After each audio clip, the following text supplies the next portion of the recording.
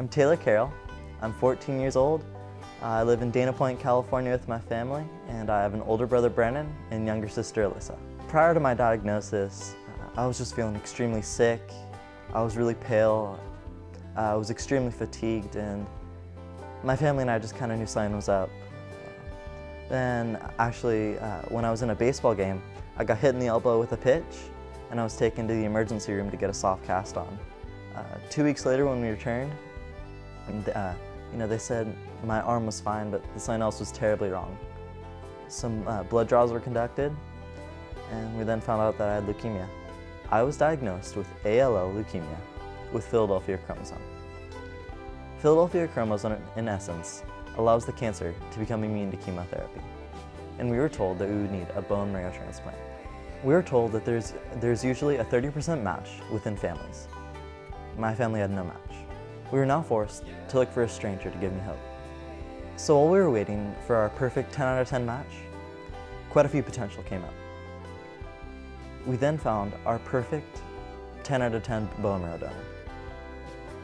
After we found our perfect match, there was a 2 or 3 week waiting process to see if the donor would follow through with it.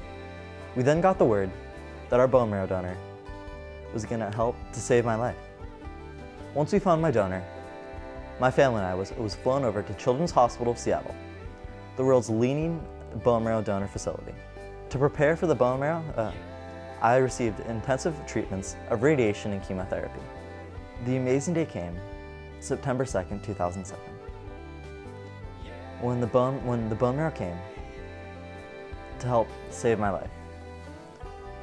I remember the nurses came in with just a beautiful sign that said, "Happy Transplant Day, Taylor." Receiving the bone marrow transplant went just as smoothly as a blood transfusion. They just poked my arm and it went through beautifully. After my bone marrow transplant, I was in the hospital for several months. My family was just amazing.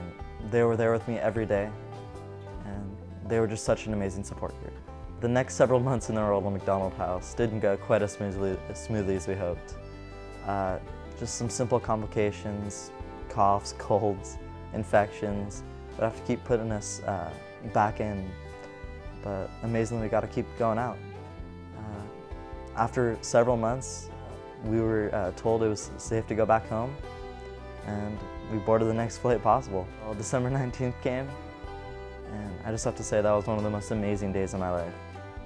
Right when we stepped off the jet, there were just tons of my friends and family there, just giving me such an amazing welcome home.